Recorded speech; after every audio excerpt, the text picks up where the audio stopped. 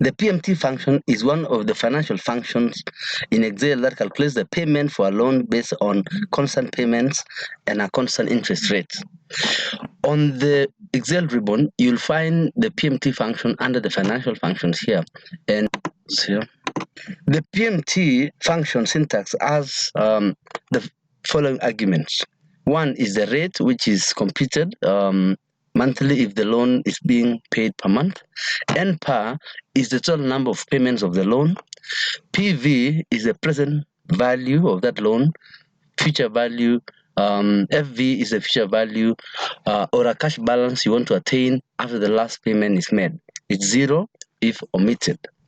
Now, in this session, I want us to learn how to use the PMT function and also build a loan amortization schedule. So the assumption is I'm going to start with the loan amounts that the PMT function calculates the payment for a loan based on constant payments and constant interest rates. For this case, we commonly refer to this as reducing balance. Then open the bracket, then I'll use the shortcut key Control A to load the function arguments. The rate is 14.5%, that is per annum, so we need to divide by 12 to get the rate per month. Then N par is 60. Present value is the loan amount and future value is 0. Then we click OK to get that. So this, the PMT or the payments, is a negative number. So I'm going to place here minus so that I get the total amount per month. It means the principal plus interest for this loan will be gotten by calculating the PMT times 12 times 60, or the N par. So in total, we'll get the principal is 1 million. The principal plus interest is 1,411,696 and 86 cents. Now, after that, we now need to build our amortization, and the amortization is going to take 60 periods. That is the 1 to 60. Now, I'm going to just build it here. Say number of months of the number, then put it here. Then we're going to use the series tool to build it quickly to 60.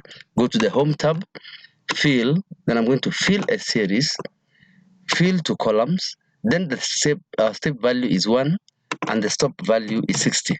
Then I click OK. So we'll have the periods up to 60. Then loan amount or loan, let's beginning balance. Beginning balance will be the 1 million, or I just type here equal to this. Then we need to calculate the interest of that loan when we start with or at the beginning of the month. So interest, the interest of a loan is calculated by the function IPMT. Plus A. Then the rate, we're going to use the same rate, but this time because I'm going to pull it down, I need to lock it, divide by 12. Then par is 1. N par is 60. Present value will be this loan amount, but I'm not going to lock it. Then future value is 0. Then I'm going to lock that. Then click OK. So this becomes the interest for that loan for that first period. So it means the ending balance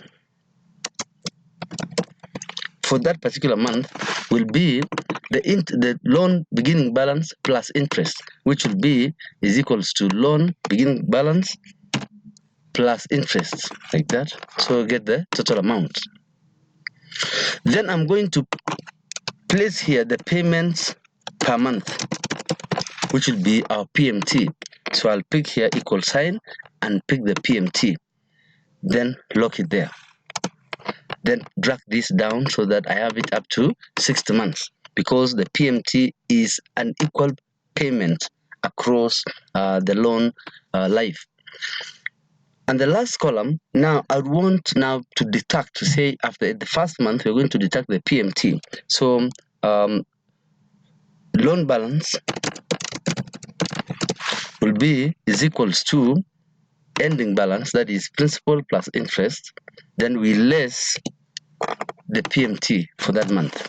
Then at the end of the first month, you'll have a loan balance of 988,555. I'm going to double click at the corner here to drag that down.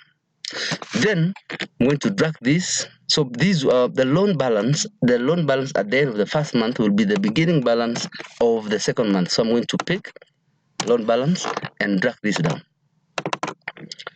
Drag the interest down and drag the ending balance down as well, so that at the end of 60 months we'll have 60. Thanks for watching. My name is David Kandia.